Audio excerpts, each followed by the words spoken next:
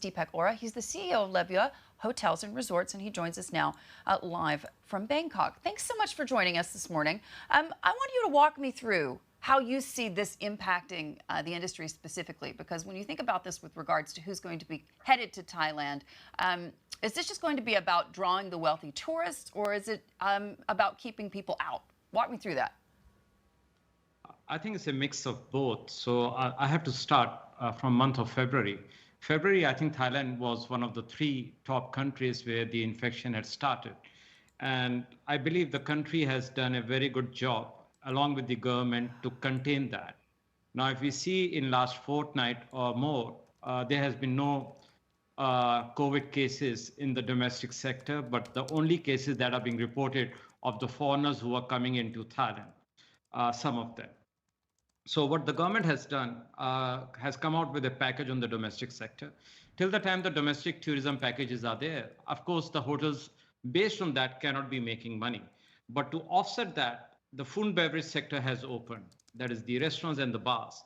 And that can actually make sure that each and every hotel operator can make money if they change the business and work towards reaching the right multiple to get local population to come and dine with them in their restaurants and come to the bars. So I think it's a very smart move by the government. We are hoping that we respect this independence, what we got, to at least open up, meet the guests, look after them, and create a confidence in the government so that they slowly start opening the international travel bubbles. And how long do you think that will take? How long are we looking at when it comes to a recovery? Is it 2 or 3 years, or perhaps even more? Okay, so if we have to come back to 2019 figures, I presume it'll take 24 months. Not before that, coming back to 2019 figures. But saying that, it doesn't mean that nobody can make money, because 2019 was a remarkable year in Thailand.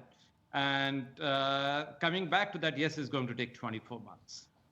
You also operate in India and New Zealand as well, 2 countries that have been affected differently by coronavirus. Explain your outlook for both of those markets as well. New Zealand was very proactive, tried to contain it. The government worked quite efficiently. India, I think, is a stroke of bad luck plus the bad management. I think if we don't look at New Zealand, India should look at Thailand and see how the government has done to manage the disease. We have 2 hotels in India. One we have closed because it is closer to the red zone. The other property is open. We are taking all the necessary precautions.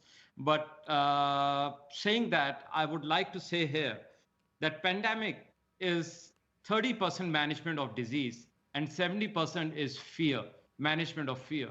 And as an organization, as private sector, we can only work towards 70% fear factor. Where we have gone wrong is believing in the big data alone in isolation and not taking the qualitative aspect.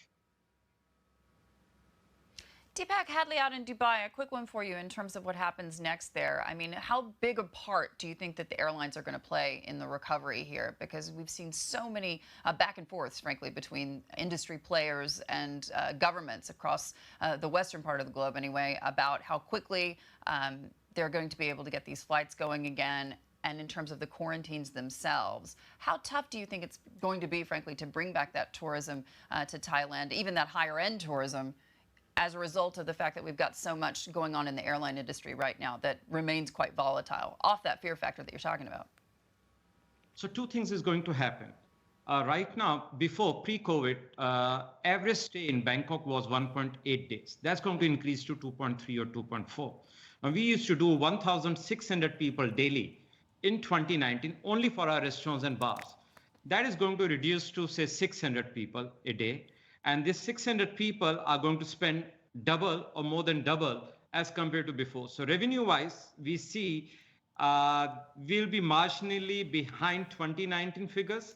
But in terms of quality aspects of number of visitors coming, that will reduce considerably. And airlines are the most important part, because without airlines, nothing is going to happen. So 3 things which are very important for this: the origin, the country of origin, what kind of restrictions they're imposing for travels to travel with regards to insurance.